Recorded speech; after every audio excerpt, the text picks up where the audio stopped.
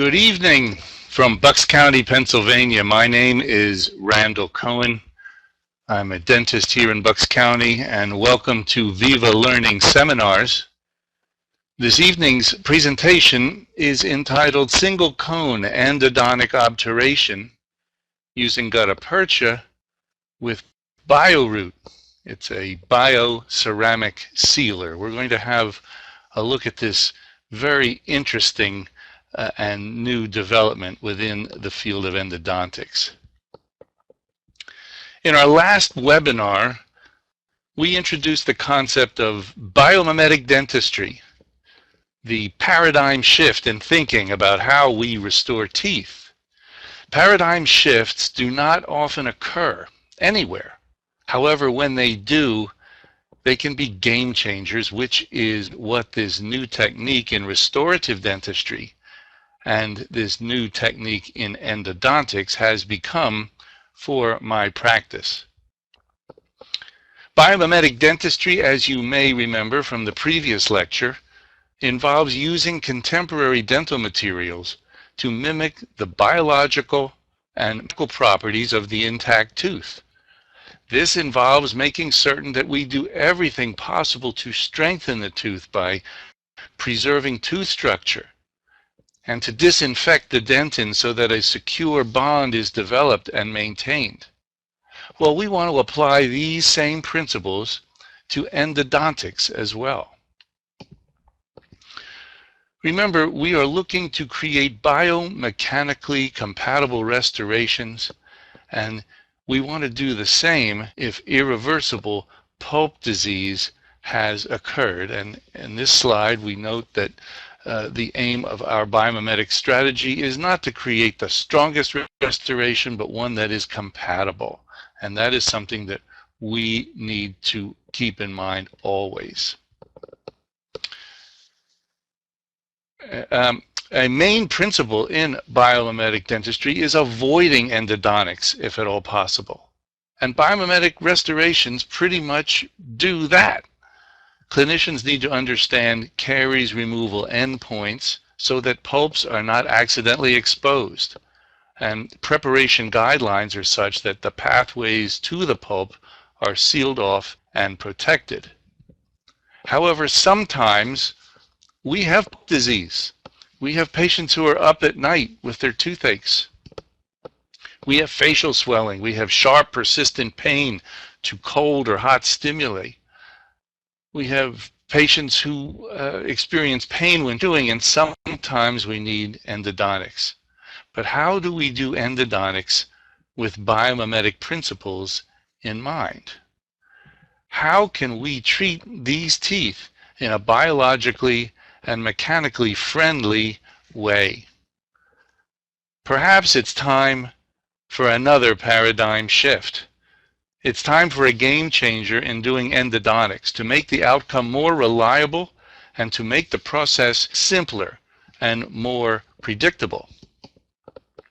Let's begin the discussion of biomimetic single-point endodontics with the end in mind, as Dr. Stephen Covey teaches in his well-known book, The 7 Habits of Highly Effective People. Some of the goals of obturation of root canals are listed here. We want to entomb residual bacteria so that of their nutrient supply and are unable to replicate and form more colonies. We also need to fill the pre-disinfected space with materials that will further disinfect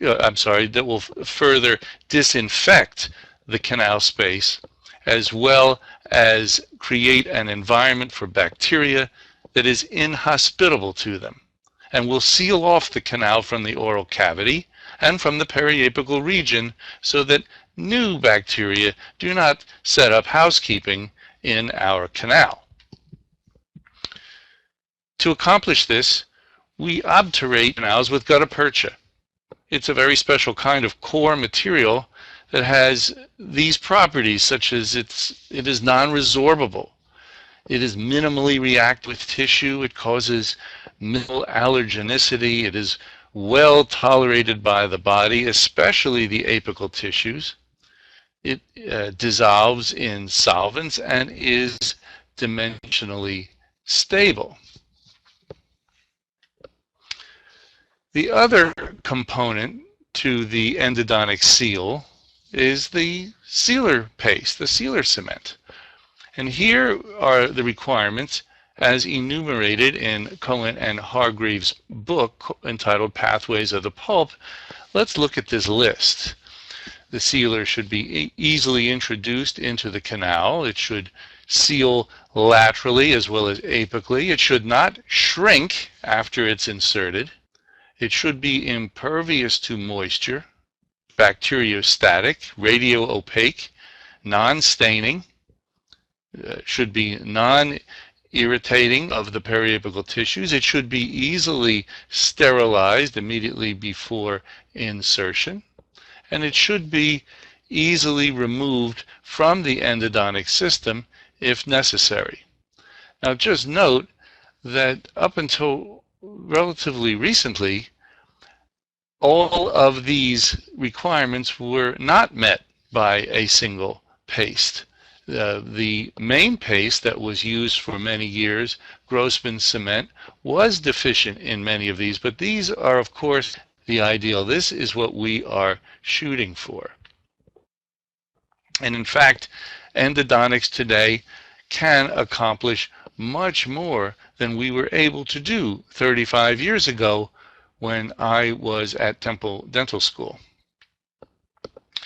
With the advent of engine-driven nickel titanium files, the instrumentation is better.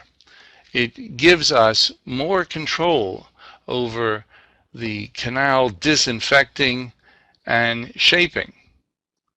These instrumentations assist us to get around curves much more predictably, with less likelihood of creating a zip perforation, a transported apex, or even a perforation out the side of the root. And the sealers, they have evolved greatly. They have brought us to the use of bioactive endodontic sealers that not only assist in disinfecting the canals, but have favorable physical properties, such as the dimensional stability.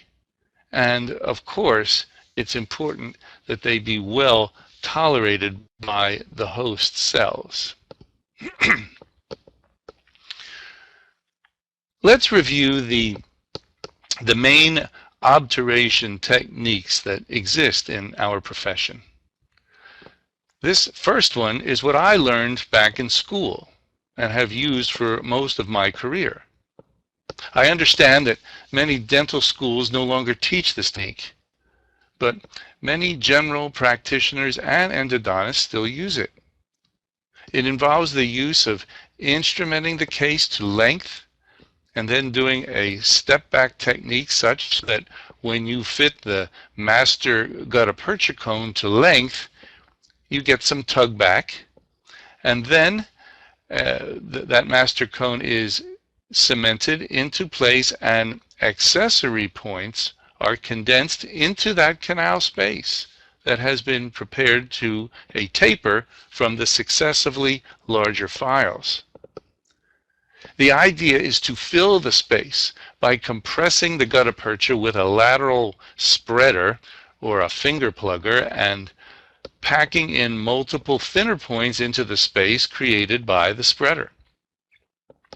This technique has some difficulties which translate into less favorable results. The advantage is that we do have length control in doing the obturation. When we are careful with length measurement and canal preparation, we can avoid overfills with the Gutta Percha. However, there are canal irregularities, and it is the sealer that fills these voids, not the Gutta Percha. Further, this is not a homogeneous fill, and so some voids will remain between the accessory points and in between the Gutta Percha and the canal walls. This is also a time-consuming and technique-sensitive procedure, so the results are highly operator-dependent.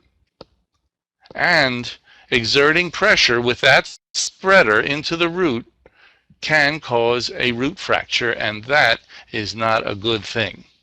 Everybody has a certain amount of pressure that he or she uses, and if you use too much, you can have an accident, and then the whole case is lost.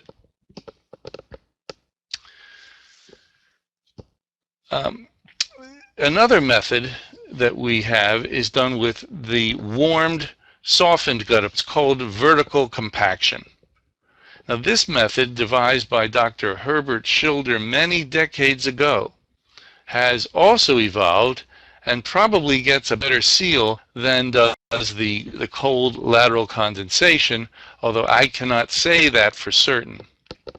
Today, the operator fits a Gutta Percha cone to length, coats it with the sealer, and uses a heating instrument to compress the Gutta Percha into the apical 4 millimeters of the root. Then the remaining coronal 2/3 are backfilled with a softened Gutta Percha that comes in an extrusion gun. I think this is an improvement over lateral condensation. However, there are problems here too. The old Schilder method didn't have that extrusion gun, and so they kept packing in little bits of Gutta Percha, one on top of the other, so that was obviously very time consuming. So the extrusion mechanism is a tremendous advantage today as opposed to the way the technique was back in the 60s and 70s. But while this warm Gutta Percha and backfill has some improvement over the lateral condensation, there are still some problems here. The canal preparation needs to be wide enough so the plugger can get down within 4 millimeters of the apex. That means that the operator is going to have to do a lot of coronal enlargement that will take away valuable dentin that we need to protect the tooth from fracture.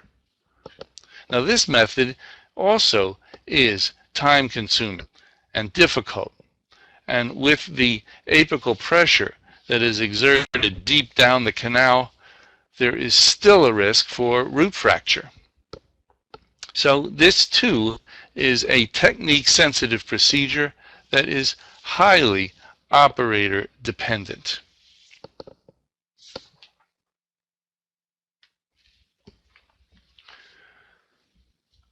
A few companies have been marketing these thermoplastic carriers to deliver softened Gutta Percha into the canal. However, there's problems here too. It's possible to lose the Gutta Percha seal at the apex, and still there is no seal to the dentin. I've used different variations of this kind of carrier over the years and found them to be challenging at the point where we separate off the little handles from the portion that remains in the canal. I remember when I first started using these, they had metal carriers, and they were difficult. You had to cut them with the handpiece, and that made a big mess. Then they went to plastic carriers, which are a little bit easier, but still sometimes you needed to get in there with a handpiece. So it's not as easy as you think, and it creates problems, especially if you have to retreat these cases, because the retreatment will get complicated trying to remove these plastic carriers from the canal, although the companies do tell us they have methods to do it. If you have to retreat a root canal, it is much better to have just Gutta Percha in there that you can dissolve out with some chloroform or eucalyptus oil that will allow you to just put an engine-driven file down that will get you right to the apex quickly. This brings us to the single Gutta Percha technique with the bioceramic sealer. This is a much simpler technique. because we have today's nickel titanium files along with this Gutta Percha point that corresponds to the size and taper of the last instrument used. The technique requires an understanding of endodontic sealers and why the bioceramic one is needed as opposed to earlier kinds of sealers that had limitations that would otherwise have precluded this much simpler technique. So if we can, let's have a conversation about endodontic sealers. This has been an area of a lot of controversy over the years. As I mentioned earlier, I started out my practice using Grossman cement. The actual company, I think, was Roth's sealer is what it was called. It's eugenol with a zinc oxide type of a powder, and that material is still in wide use in endodontics today, but it does have its limitations. These first generation sealers, based on the 1930s formulations, are that zinc oxide eugenol, and you can see the name at the top is Grossman cement. Dr. Louis Grossman, one of probably the father of modern endodontics, a great pioneer within the profession, formulated this ZOE-based sealer. These sealers were strongly antiseptic and anti-inflammatory owing to the aromatic oil that's within it. The eugenol is very much antibacterial and holds down inflammation. However, this aromatic oil, the eugenol, will absolutely ruin any composite resin that comes in contact with it. And this is a big problem in today's world of composite resin-based restorative dentistry. Back in the day when Professor Grossman was developing this sealer, there was amalgam and there was gold. And the cements were zinc phosphate and polycarboxylate cements. We have a lot more restorative materials today, and they do not do well with these eugenol-containing endodontic sealers. There are other problems with these sealers. For example, they shrink when they set. They shrink a lot, and over time, they are not dimensionally stable. They also degrade over time, allowing leakage to occur from the apex as well as from the crown down. Accordingly, the inert Gutta Percha core needs to be compressed into the canal so that the sealer is at its thinnest layer possible so that these issues are minimized. It's the same idea when we cure composite resin, light-cured composite resin. We want to cure small amounts of it. If you load up a preparation with light-cured composite resin and then you cure it, you're going to get a lot of shrinkage, and that will seriously disrupt the integrity of your restoration. The same thing happens in endodontics. In fact, if there are defects in the crown margins of the final restoration, and many times, as many endodontists will tell you, the margins that are often buried under the gingival tissues, there will be recurrent infections of what otherwise appears to be a beautifully done root canal. And this brings us back to biomimetic restorations for endodontically treated teeth, but that is the subject for another day. So, when we got to the second generation, what we're calling the second generation, the manufacturers eliminated the eugenol and started creating sealers that were based on silicone. Now, while these sealers were indeed compatible with the bonding resins, there was no antiseptic or anti-inflammatory property to them. So we were not creating a harsh environment for bacteria to live, and consequently there would be bacteria that would be forming more colonies, and then there would be more failures. The eugenol-free sealers were next developed from composite resin technology. Naturally, these were compatible with the composite resins that we were using for the restorative, since they were made of the same material. However, there are challenges that are faced with these products as well. Like the ZOE products and like restorative composite resins, they shrink when they set. Polymerization shrinkage is always a problem. And we will have to deal with this every time we use composite resin materials, and this is no exception. As we learn from our studies on dentin resin bonding, the deep dentin is not a good bonding substrate when compared to the shallower dentin. Further, there is no adhesion to the Gutta Percha. And since there is degradation over time, we can expect micro leakage. And so once again, we used compressed Gutta Percha to get the thinnest layer possible, whether we compress soft, whether we warm it up and press it in that way, or whether we use lateral condensation with cold Gutta Percha. We are still trying to minimize how much sealer cement is there. It's the idea of bricks and mortar. We're trying to keep a nice thin layer of mortar when you have these other these resin sealers or these ZOE-based sealers. Now with these fourth generation sealers, such as EndoSequence from Brasseler and ProRoot ED from Tulsa and MTA Flow from Ultradent, we're starting to get into the bioactive realm. These are much more biocompatible sealers.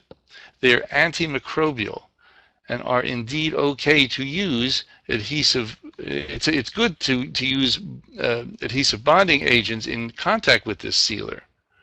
However, there still is some shrinkage that is associated with these products, and there are some handling and mixing difficulties.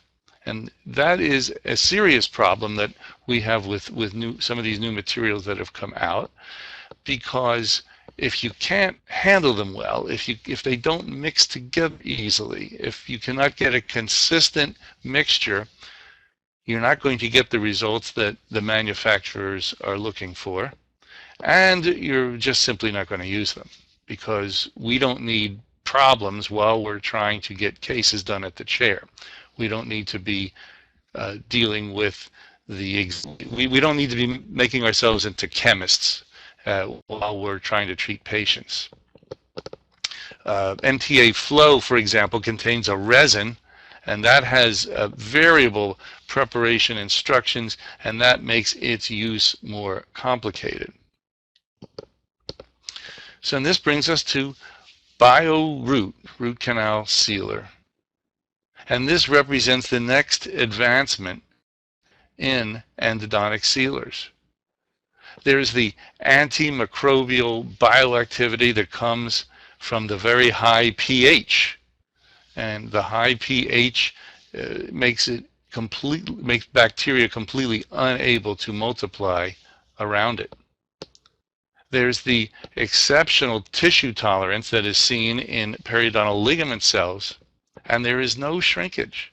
So we aren't as concerned about apical or coronal leakage over time.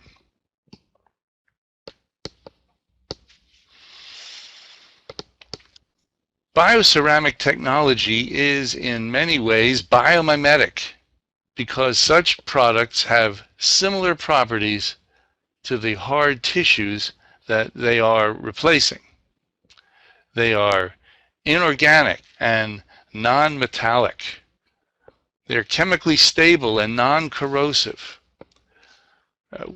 We can see the excellent compatibility with living tissue, as this technology is already being used in joint replacements, bone cement, bone plates, heart valves, artificial ligaments, and tendons.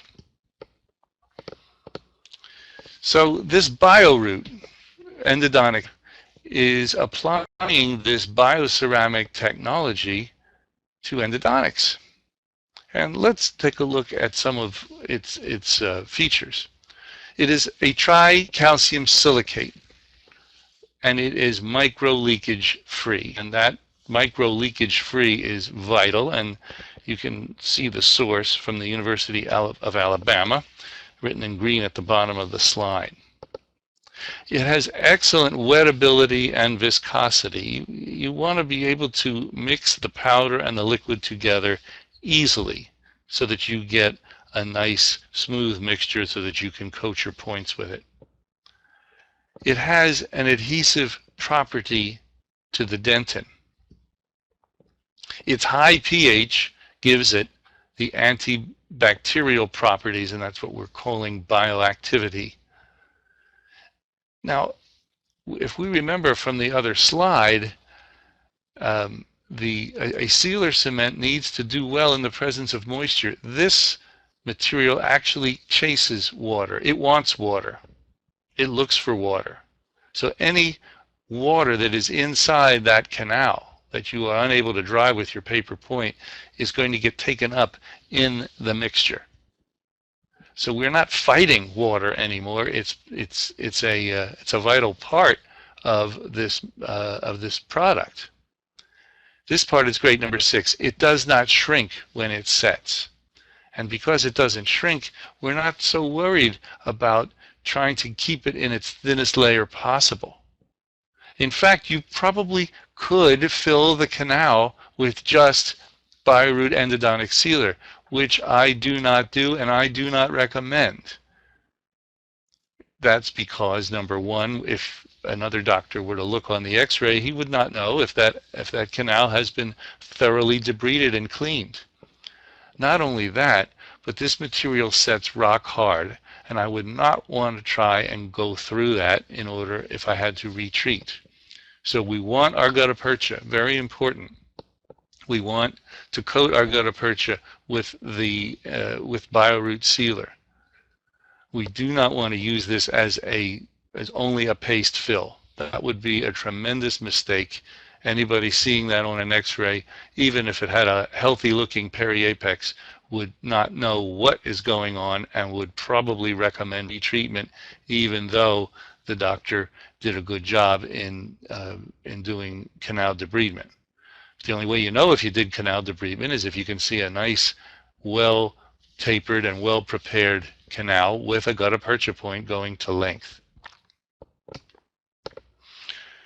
Here's my half used up bottle of BioRoot. I use it whenever I do endodontics. It comes in this powder and in small dosed amounts of the liquid that I mix together on a glass slab in a similar way that we mix all powder liquid cements together.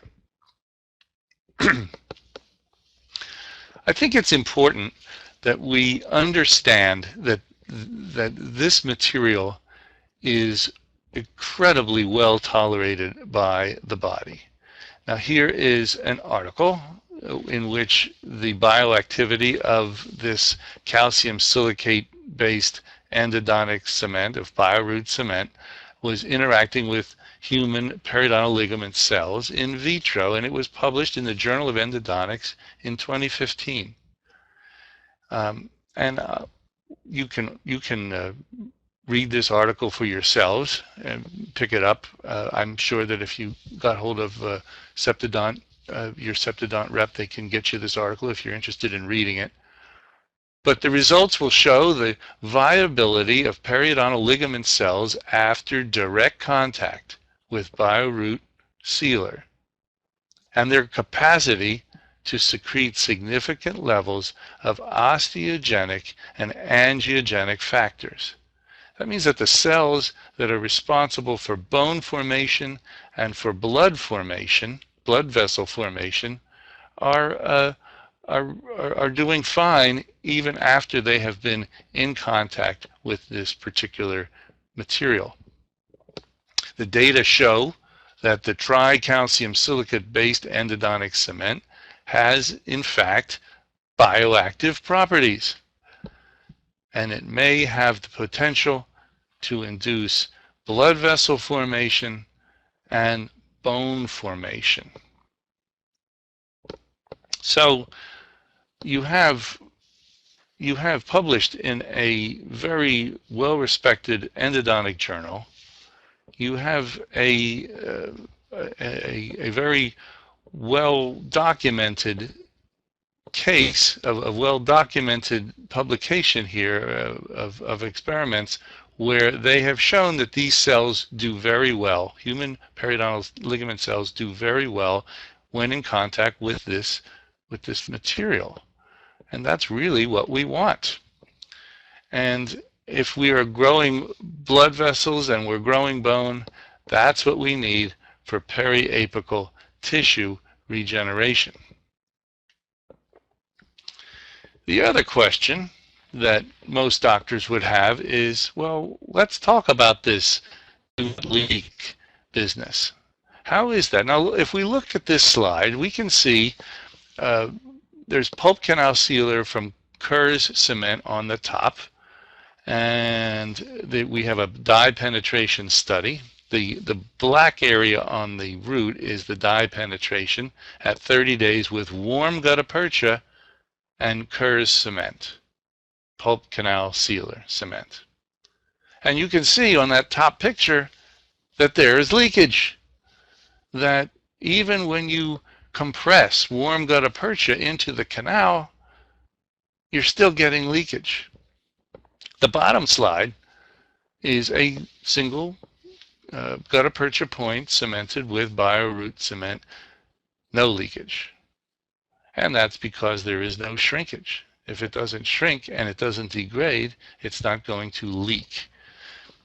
This is really huge, because this means that once we get our Gutta Percha point to fit to length, we just coat it with the cement, we seat it to length, and we melt off the top. That's all you have to do with this.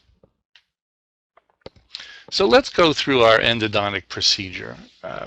This is how we do things in the office, and I'm sure you go through in your own offices. You have the same. You go through the same procedure. You take a history, a dental history. Were you up last night? Look carefully. Is there a swelling? Is there a huge hole in the tooth?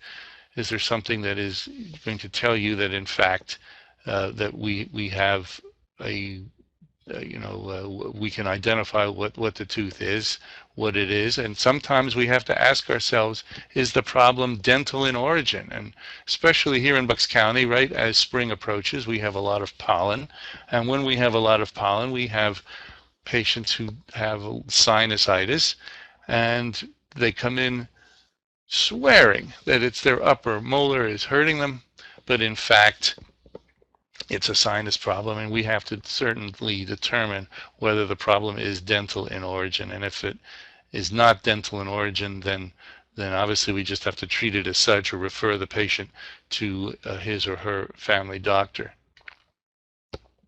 So what are the symptoms that we deal with? Does it wake the patient at night? Does it hurt to chew? Does it just hurt with no stimulus at all? Is there carious involvement? You have a deep restoration that you're looking at. Is it reactive to hot or to cold, to percussion? When we look at the x-ray, do we see some pathology? These are all the kinds of things that we want to evaluate.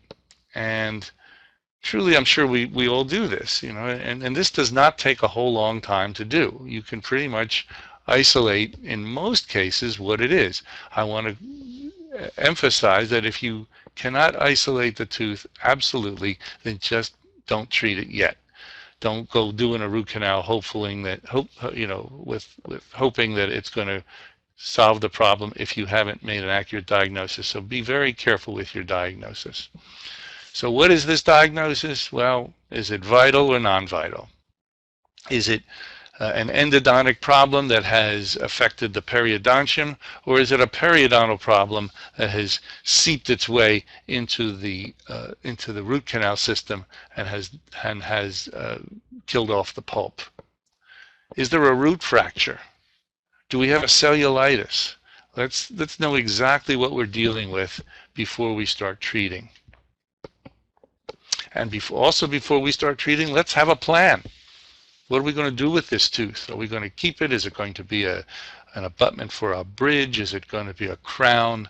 Do we need it for something? Is it really in fact necessary? And that brings us to the second question. Do we need to save this tooth at all, or should it be removed? And regardless as to whether we're saving it or whether we're removing it, do we want to treat it, or do we want to refer the patient? I could spend 10 minutes discussing which patients I tend to refer, but a lot of times when, like, just the case itself, if there's a crown on a tooth, if there's a post in there, if there is a previously treated root canal, that is one for you to refer. Because you may in fact need to get a cone beam x-ray, you may need to decide whether there is in fact a fracture in there, and even still, that is something for the endodontist to do. And if the tooth has to come out, I would recommend you refer that one too, because that's not going to come out nicely. So, over time and from experience, you learn which cases to do, which ones to refer, and that'll make everyone's life a lot happier once you learn those things. So we explain to the patient what's going on. You measure the tooth on the radiograph, you give some anesthesia. We isolate, we remove caries, we reduce occlusion for posterior teeth, and then we begin to open into the pulp chamber. I tend to use a 330 burr for a lot of this. It's nice to take out old restorations. A lot of times the old composites were never bonded well in the first place, which is why you are ending up doing a root canal and the old composite just pops right out. If you nick the pulp at this point and you have a lot of bleeding and the tooth is still very hot, I take my ligament anesthesia and I inject the pulp directly with an intrapulpal injection. Hopefully you get them pretty numb up until that point, but sometimes you still need to supplement your anesthesia that way. You want to get straight line access to the canals. You can use your Endo Explorer for that. I like to debride the pulp chamber with the ultrasonic scaler and irrigate the pulp chamber with sodium hypochlorite. I use the RC prep in the chamber, or I dip the instruments in it. That's a good lubricant, and it also helps dissolve tissue. Here is now this is just a typodont tooth. They make typodont teeth with canals in them now. And I just use that just to give you a picture about what we're doing. You can see just this is an anterior tooth. My method of doing this is take a number 6 to the file to the radiographic terminus, and then a number 8, and then a number 10. At this point, take a check film and record the measurement so now you know exactly how long this tooth is. Instrument canals thoroughly with a 15 to 1 millimeter short of the terminus, and if you have a cyst or a granuloma, push the file a little bit past the apex. You want to keep your canals bathed in 5% sodium hypochlorite, or as most people call it, Clorox. Refresh the solution frequently and use a side bore needle to irrigate so that you don't force Clorox into the periapical region. I get these needles from Ultradent. They're very nice. They have a side bore to them. And as I said, coat the instruments with RC prep or apply into the pulp chamber. Now we switch to the NiTi rotary instruments, a 1704 to the radiographic terminus, and irrigate, and then a 20. And at that point, I'm going to go 1 millimeter. I'm just going to go 1 millimeter short of the radiographic terminus. Irrigate, and now I go to the 3004. If the tooth is straight and wide, then you can go with the 06. Otherwise, stay with the 04 taper. The straight wide canals, like you would probably find in a tooth like this. I think these typodont teeth are designed to be the pulp the size of that a 21-year-old would have. So in that case, you would instrument to a 4006 or a 4506. But the curved narrow ones will do very well with the O4 taper. And this is another biomimetic issue here because we don't want to be over tapering these things. Recapitulate to the radiographic terminus with the number 15 file. And they do that in between the rotaries. Irrigate and fit the corresponding gutta percha point in each canal and take a check film. Now the master cones will fit snugly when you use the gutta percha point of the same size and taper from the same manufacturer. I use Edge Endo. They're not associated with this presentation, but they're the ones that manufacture the files that I like very much. And as you can see, I unscrewed the typodont tooth, and you can see the gutta percha going right to the terminus. But I'm holding up the tooth with the gutta percha point because it's wedged in there in the apical third, and that's because I'm using the corresponding point with the point that corresponds with the instrumentation. So you can see that you get a nice tug back with that. Then soak the canals with a chlorhexidine EDTA solution that will clear out the smear layer. And the reason that you want to clear out the smear layer is only because there's bacteria living in it. So it's nice to try and do a little bit better job of getting rid of that last layer of bacteria. Rinse it with water, and then I re-irrigate with the 5% Clorox, and that refreshing the solution each minute for 5 minutes. So we really want to disinfect this. Canal with the sodium hypochlorite, and of course the chlorhexidine EDTA solution will help the Clorox get better access into the tubules down in the canal. So here's my glass slab. The assistant now mixes the BioRoot sealer on a glass slab. It's a sour cream consistency. Roll the gutta percha point into the fresh mixture with your gloved finger. Dry the canals using the corresponding paper points with size and taper. So if you take it to a 3004, then just get the 3004 points out and dry the canal out. Then once the canal is dry, use a clean paper point to coat the canal walls with the sealer. And then coat the first gutta percha point. Insert it firmly into its canal. The sealer will extrude back into the pulp chamber. And here's a molar that I was doing this on. You insert the first gutta percha point in. You can see the sealer extruding back. Then I get a hot plugger and I melt off the gutta percha point at the level of the orifice. And then you repeat for all the canals, doing one at a time.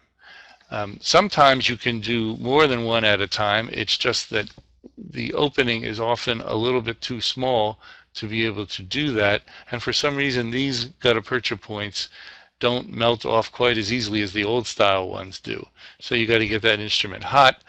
Then you use a warm plugger to condense any remaining gutta percha firmly into the top of the canal. And here's the other one with a long shank number 2 round burr on a high-speed handpiece. Just flatten it off and clean it up. Remove the gutta percha so it's level with the pulpal floor. And then I use alcohol on a pellet to scrub out the debris and rinse it and dry it. Now the case can be restored at this point or temporized. Put a cotton pellet in there and some cavet.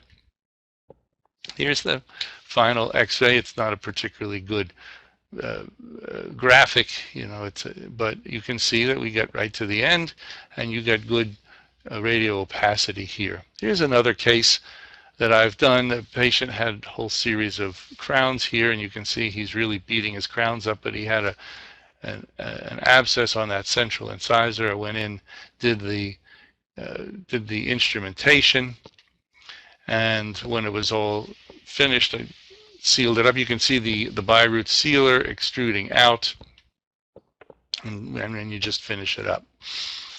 Here's a case, an older gentleman, he's 87 years old, had an asymptomatic canine, and we can see he had a crown on it, the pulp died, and here we are with a large periapical lesion, granuloma, cyst, something.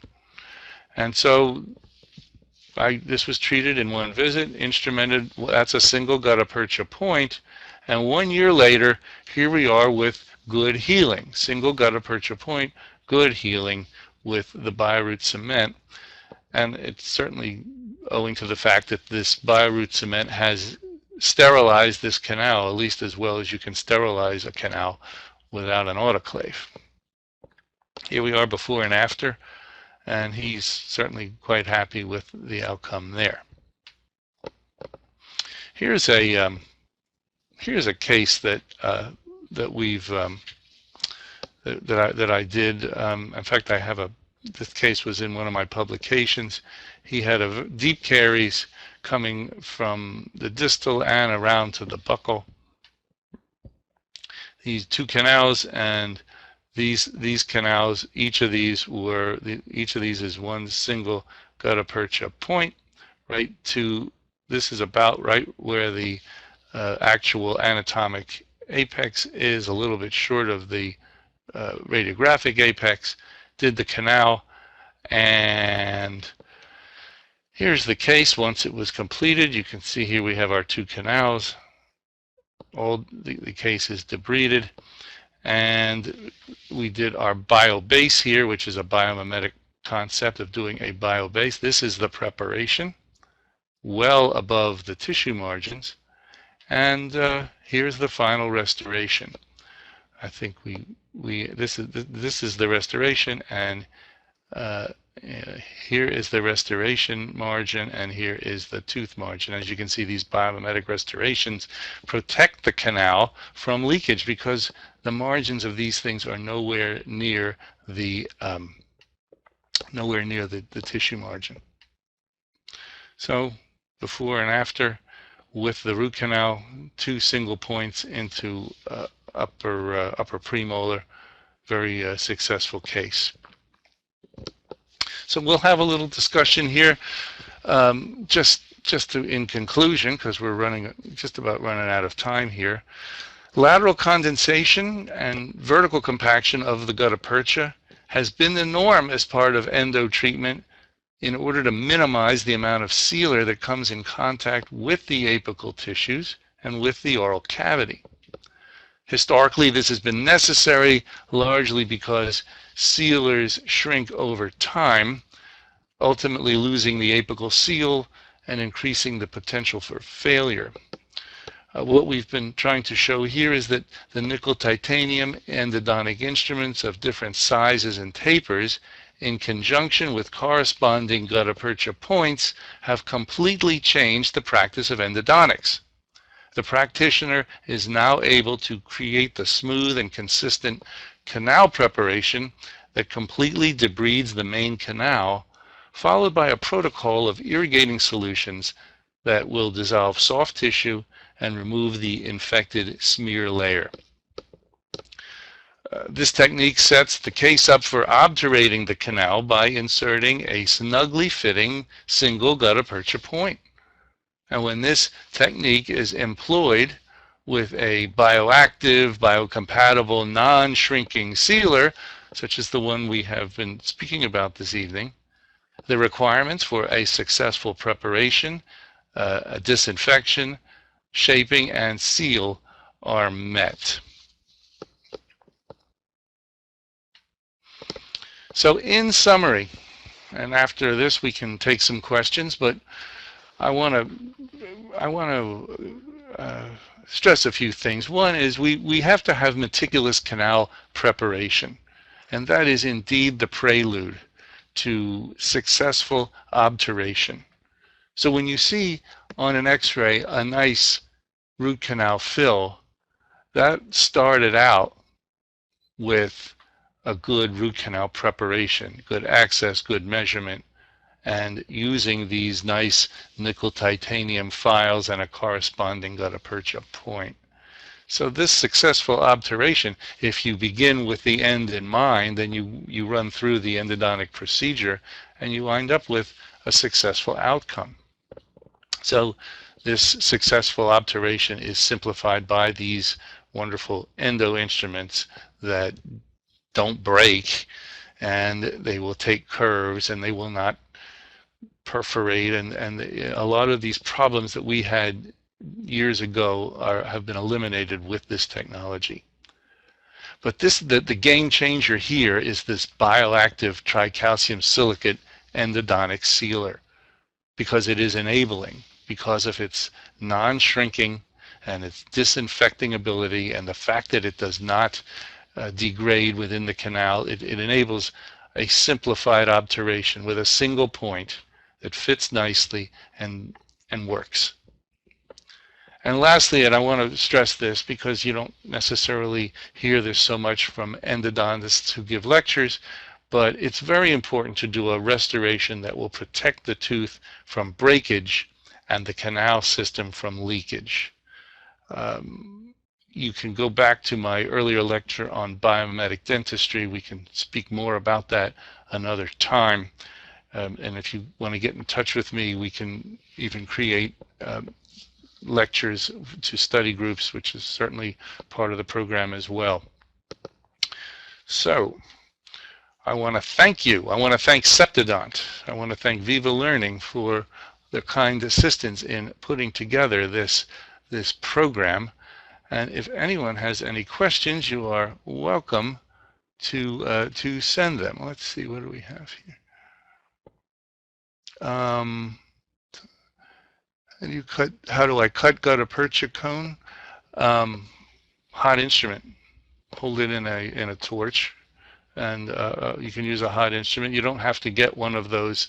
You don't have to get one of those heater instruments, although you can. But for me, like a butane torch gets hot enough, or a regular propane tank gets hot enough, regular Bunsen burner. So any other, would you need bioceramic Gutta Percha cones? No, you just regular Gutta Percha.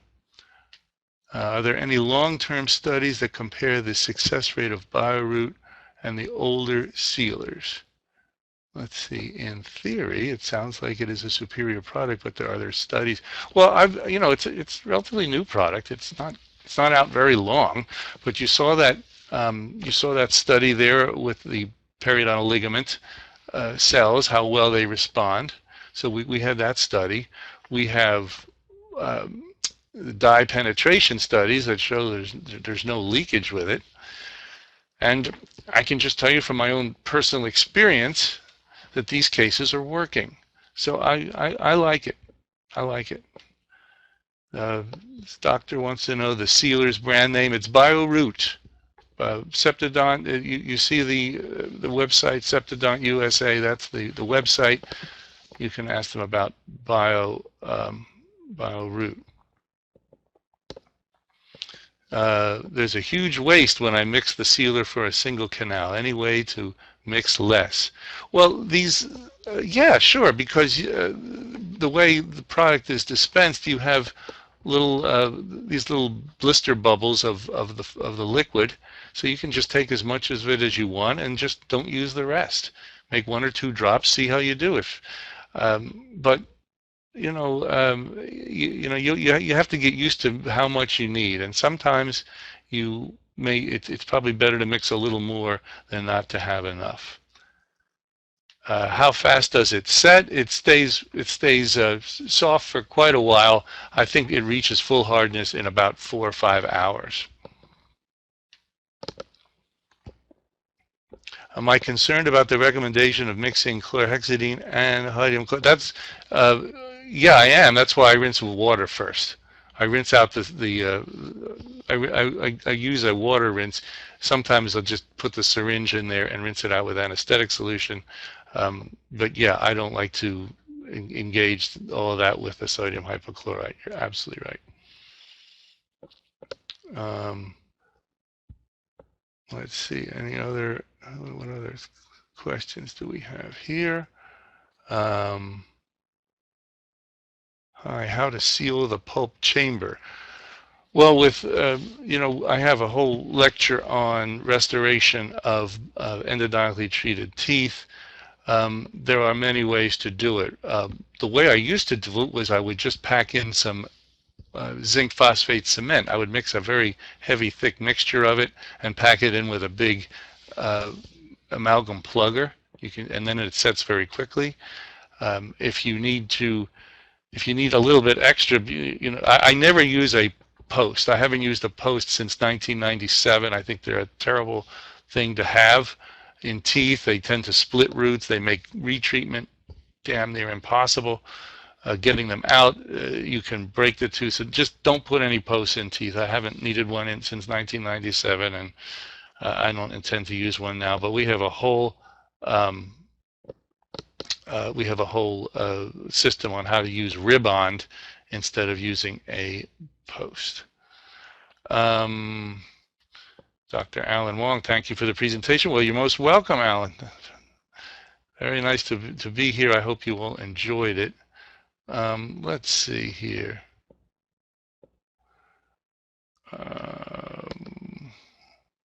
What happens if BioRoot extrudes into the apex?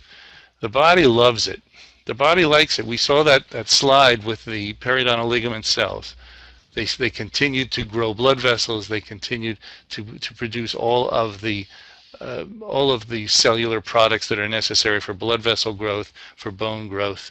This is quoted in the Journal of Endodontics. It's very well tolerated. In fact, you can use the BioRoot cement or actually its sister product, Biodentin. You can use it to seal the apex surgically. You can implant it surgically at the root end.